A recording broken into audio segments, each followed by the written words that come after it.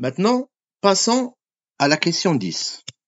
Alors, avant même de voir les différentes propositions, on est sûr qu'il y a une seule qui est juste. On doit d'abord traiter et analyser le document.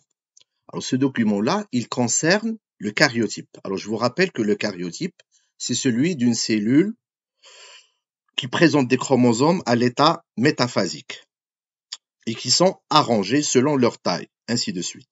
Alors, pour ce karyotype-là, si on compte le nombre de chromosomes, on a 22 chromosomes autosomales plus un chromosome sexuel, ogonosomal, ce qui nous fera 23 chromosomes en tout. Maintenant, il faut chercher, est-ce que la cellule, elle est haploïde ou diploïde? Alors, on remarque que tous ces chromosomes-là sont tous différents entre eux. Donc, il n'y a pas de chromosome homologue. Et par conséquent, la formule chromosomique sera de N égale 23. Autre remarque, elle est de taille, chaque chromosome, il est bichromatidien, c'est-à-dire formé de 2 chromatides. Grâce à ces données-là, on va nous faciliter la tâche pour essayer d'éliminer les 4 propositions et de garder que la juste. Alors pour la première proposition, la proposition A, elle nous dit que ce karyotype-là, il est d'une cellule humaine. Ce qui est vrai, du moment qu'on a 23 chromosomes. Mais ils disent que cette cellule-là, elle a subi une deuxième division de méiose, c'est-à-dire la division équationnelle.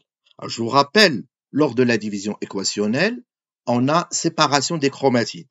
Et par conséquent, ici, on a des chromosomes encore doubles, ce qui n'est pas le cas de la méiose de la deuxième division. Et par conséquent, cette proposition, elle est fausse.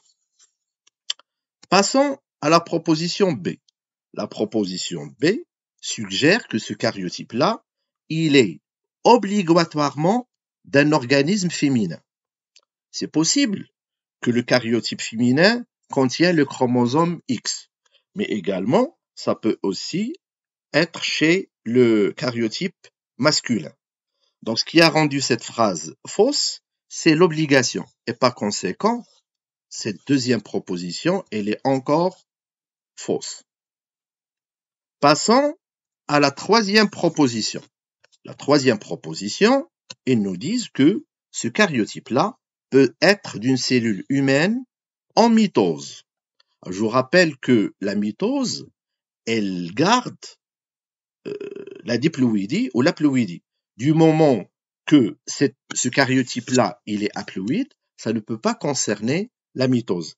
Et par conséquent, cette troisième proposition, elle doit être fausse. Revenons à la quatrième proposition, la proposition D. Ils nous disent que ce karyotype-là provient obligatoirement d'un organisme masculin. Alors, pour que ce soit masculin, le masculin, il est caractérisé par le chromosome Y, ce qui n'est pas le cas ici.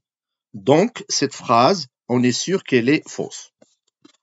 Et dans ce cas, grâce à cette déduction, on peut dire que notre proposition notre proposition E, qui est la dernière, elle doit être nécessairement juste.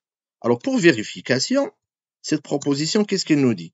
Il nous dit que ce karyotype-là, il est d'une cellule haploïde, c'est-à-dire une cellule qui contient tous des chromosomes différents, ce qui est le cas ici. Donc, on est sûr que cette proposition, elle est juste.